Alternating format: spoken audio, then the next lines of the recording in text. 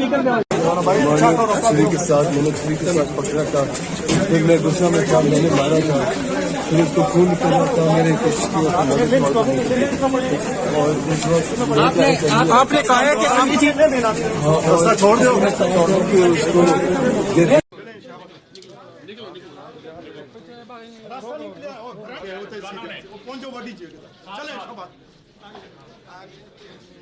ساتھ ساتھ چلتے ہو جوان بھی ٹھیک ہے لالا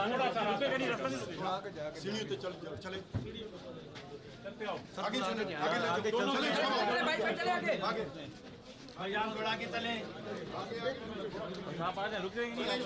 آگے چل چلو میں نے پیچھے چلتے بھی جائیں نا، پیچھے چلتے جی چل رہے ہیں سر، اور سیڑھی تے چڑھ جاؤ، پیچھے سیڑھیاں سیڑھیوں تے چڑھ جاؤ، ادھر سے سائڈ پہ ہو جاؤ، تھوڑا ادھر راستہ دینے جاؤ یار.